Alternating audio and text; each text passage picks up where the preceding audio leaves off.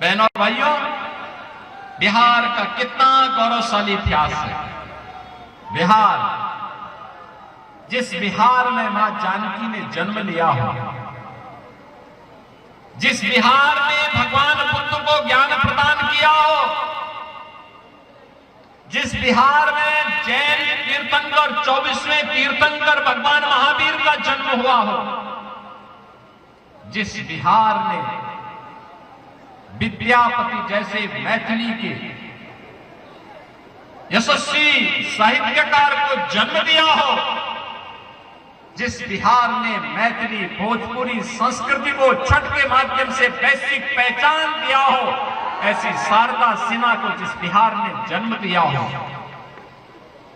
जिस बिहार में राजा कामेश्वर सिंह जैसे यशस्वी राजा हुए हो, जिस बिहार ने लोकनायक जयप्रकाश नारायण, डॉक्टर राजेंद्र प्रसाद, कर्पूरी ठाकुर, बाबू जगजीवन राम जैसे भारत माता के महान सपूतों को जन्म दिया हो, उस बिहार के सामने 1992 से लेकर के 2005 के बीच पहचान का संकट किसने खड़ा किया? बिहार में क्या नहीं था? आज से 2000 वर्ष पहले यह बिहार भारत को स्वर्ण युग में लेके गया था। यानी ये दिखाता है कि बिहार जब प्रगति करता है तो भारत प्रगति करता है। बिहार जब स्वर्ण युग में जाता है तो भारत का वह स्वर्णिम युग होता है। बिहार जब समृद्धि प्राप्त करता है तो भारत समृद्धि की ओर अग्रसर होता है। लेकिन इस बिहार के सामने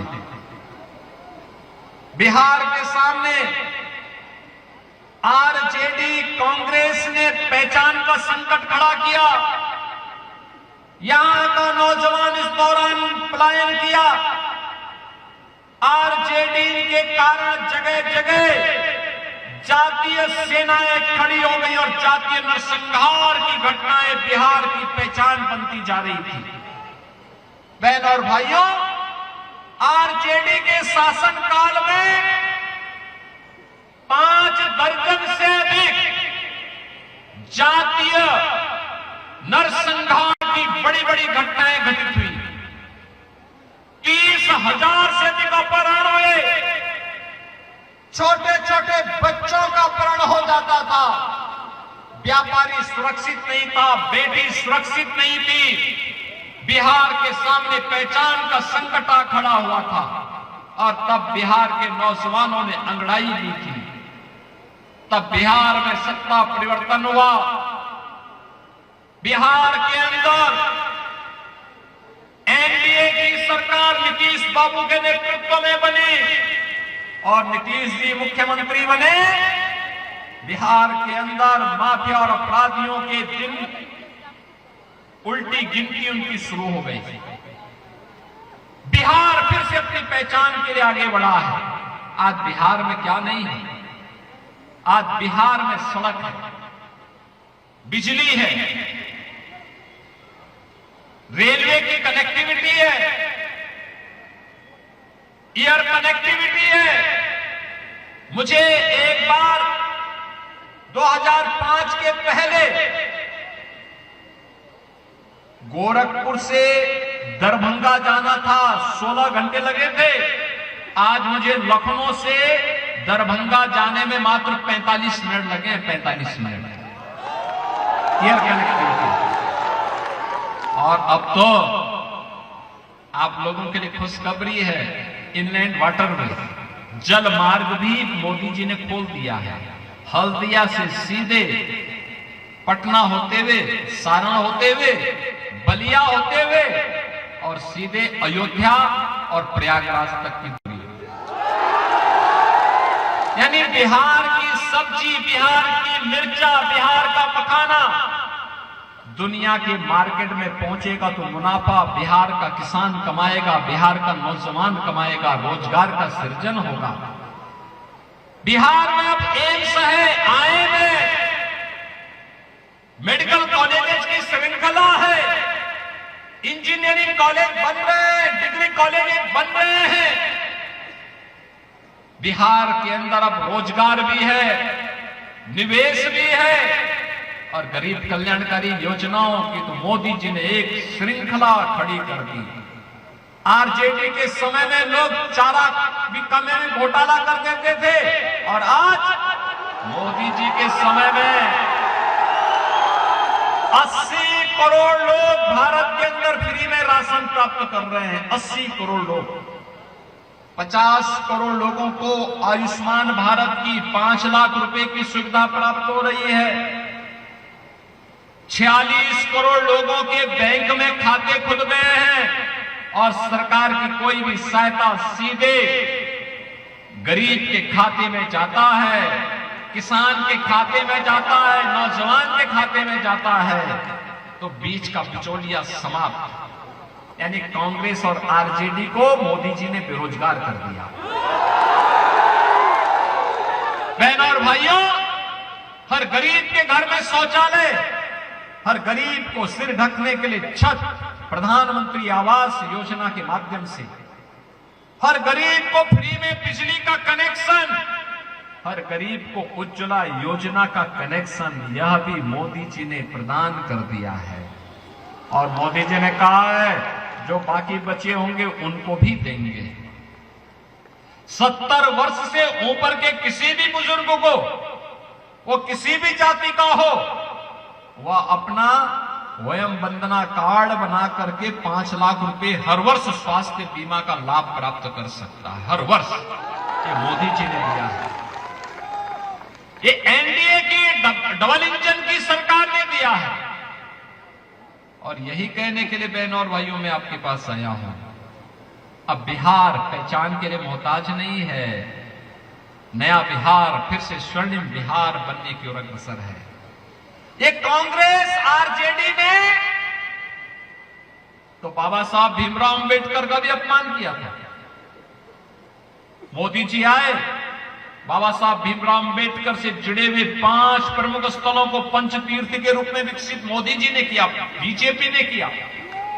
बाबा साहब भीमराव अंबेडकर ने जिस धरती पर जन्म लिया, उस धरती पर मऊ मध्य प्रदेश में भव्य स्मारक, बाबा साहब भीमराव अंबेडकर ने उच्च शिक्षा इंग्लैंड के जिस मकान में रह करके ली थी, इंग्लैंड की सरकार उसको बेच रही थी, मोदी जी ने खरीदा, और खरीद करके दलित छात्रों के लिए वहां पर छात्रावास बनाया, उनको स्कॉलरशिप दी, और फिर बाबा साहब भीमराव अंबेडकर का वहां स्मारक भी बना दिया है।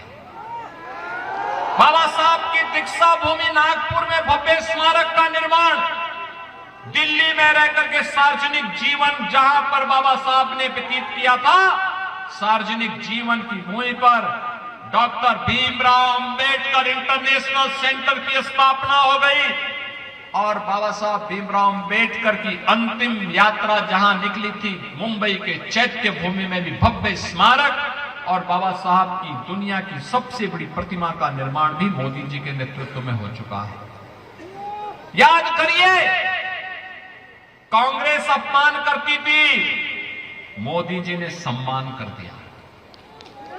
कांग्रेस ने बाबू जगजीवन राम जी को प्रधानमंत्री नहीं बनने दिया था, नहीं बनने दिया था, और मोदी जी ने तो कर्पूरी ठाकुर जी को भी भारत रत्न देकर के सम्मान दे दिया।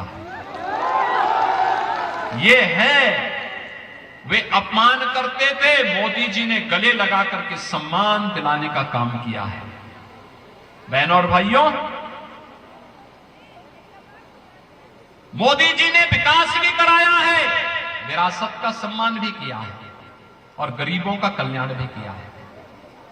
आपने देखा होगा, एक कांग्रेस कहती थी राम हुए ही नहीं।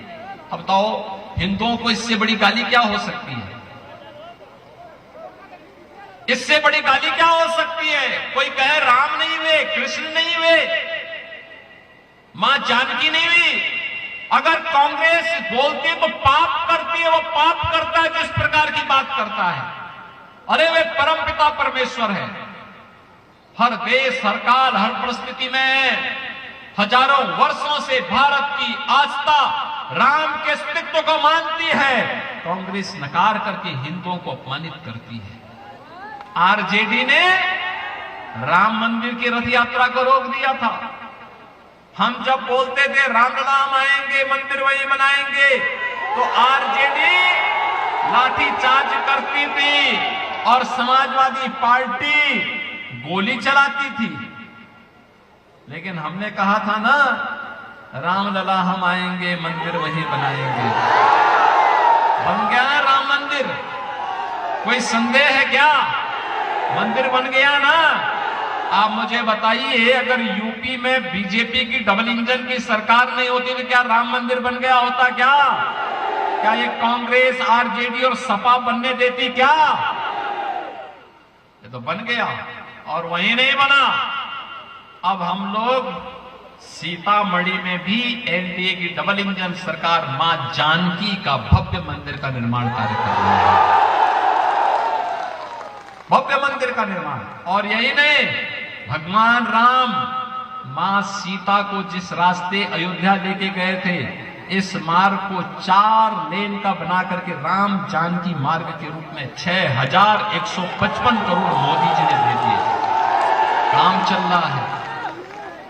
बहनों और भाइयों, जयप्रकाश जी के नाम पे लोग राजनीति करते हैं। और जयप्रकाश जी ने अंतिम समय में कहा था कि सिताब बिरिया दियारा में उनकी धर्मपत्नी के नाम पर एक हॉस्पिटल के निर्माण के कार्य को करने के लिए इन्होंने नहीं किया। और मेरी सरकार यूपी में बनी, हमारी सरकार है, बीजेपी की डबल इंजन सरकार है।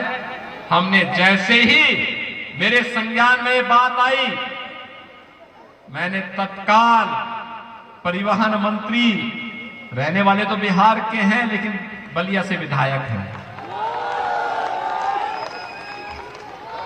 तो मैंने इनको कहा, मैंने कहा भी सिताब बिरिया दियारा जाइए और वहां पे जो हॉस्पिटल बने, उस हॉस्पिटल का नामकरण लोकनायक जयप्रकाश नारायण जी की धर्मपत्नी के नाम पर करवाना। 100 बेडेड हॉस्पिटल। आज वहां बेहतर कनेक्टिविटी, स्मारक बन रहा है, बहुत भव्य कार्यक्रम चल रहे हैं। बहनों और भाइयों, महापुरुषों को सम्मान देकर के विरासत का संरक्षण करने का काम कोई कर रहा है तो एनडीए की डबल इंजन की सरकार कर रही है। विरासत को अपमान करने का काम कांग्रेस, आरजेडी और समाजवादी पार्टी जैसे दल करते हैं। ये गरीबों का भी खा लेते हैं, गरीबों के हक को छीनते हैं, बेटी और व्यापारी की सुरक्षा में सेंध लगाते हैं, निवेश को प्रताड़ित करके भगाते हैं, नौजवानों के रोजगार को छीनने का काम करते हैं। और इसलिए बहनों और भाइयों, हम लोग आपसे कहने के लिए आए हैं, आपने गांधी जी के 3 बंदरों का नाम सुना होगा ना। गांधी जी के 3 बंदर थे। गांधी जी ने कहा था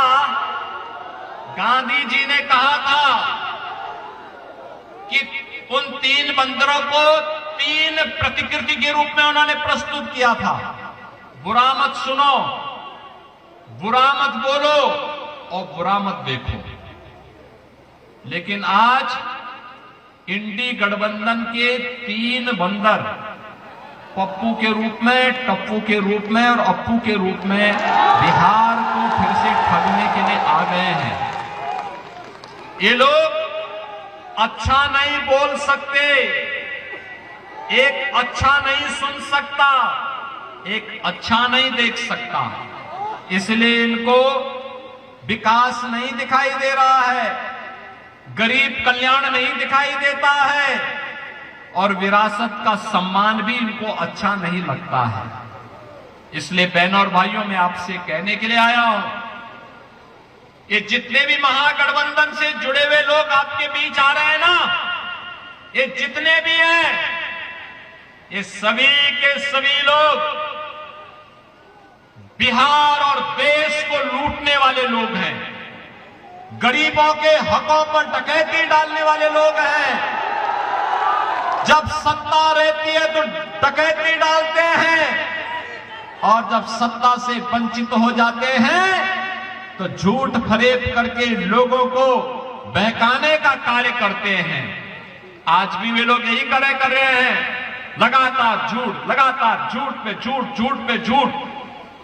लेकिन मैं आपसे कहना चाहता हूं, जिन्होंने देश को लूटा है, देश की विरासत का अपमान किया है और लगातार आज भी वे यही कर रहे हैं, उनका आचरण देखो ना। इसी सीवान में खानदानी माफिया को गले लगा रहे हैं, आप देख रहे होंगे। चंदू बाबू के साथ क्या घटना घटित हुई थी इस सीवान में। एसिड से उस माफिया ने उड़ेल डाला था। यह घटना घटित होती थी बिहार में आरजेडी के समय में, लेकिन अब नहीं, अब तो यूपी का बुलडोजर चांप रहा है माफिया को। अब नहीं ये लोग कुछ कर सकते। और इसीलिए बहनों और भाइयों, मैं आपसे अनुरोध करने के लिए आया हूं, अपील करने के लिए आया हूं। हमारा सहयोगी दल है लोजपा आर। आपने देखा होगा बिहार के यशस्वी नेता के श्री रामविलास पासवान जी, रामविलास पासवान एक ऐसा नाम युवा से लेकर के लगातार जिन्होंने बिहार के विकास के बारे में निरंतर प्रयास किया। आज उनके पुत्र अपने पिता की विरासत को लेकर के एनडीए के साथ खड़े हैं और उसी परंपरा का निर्वहन करने के लिए हम लोग आज आपके बीच आए हैं कि लोजपा आर ने एनडीए के समर्थन से यहां पर श्री सीमांत मृणाल को अपना प्रत्याशी बनाकर के उतारा है और इन प्रत्याशी का चुनाव चिन्ह भी है जिससे मैं आया हूं यहां पर, हेलीकॉप्टर। सीमांत मृणाल यहां से जीतेंगे तो हेलीकॉप्टर से इस विधानसभा क्षेत्र गड़खा के सभी नौजवानों को सैर कराने का काम भी कर देंगे। और इसीलिए आपसे अपील करने के लिए आए हैं, इस हेलीकॉप्टर विधानसभा, इस हेलीकॉप्टर चुनाव चिन्ह पर लोजपा आर के प्रत्याशी सीमांत मृणाल को भारी बहुमत से विजयी बना के भेजना है। भेजेंगे ना? सभी लोग भेजेंगे। जहां तक मेरी आवाज जा रही है, थोड़ा हाथ खड़ा करके अपना आशीर्वाद तो दो इस नौजवान को। अरे एक नौजवान को अपना आशीर्वाद दो। जहां तक सड़क के किनारे में, जहां तक मेरी आवाज जा रही है, छतों के ऊपर लोग बैठे हुए हैं, खड़े हैं, इधर भी लोग काफी भारी संख्या में पुराने विद्यालयों के अंदर बाहर है, दोनों हाथ ला करके सीमांत मृणाल को अपना आशीर्वाद दीजिए। देंगे तो मेरे साथ बोलेंगे, भारत माता की, भारत माता की जय श्री राम, जय जय श्री राम।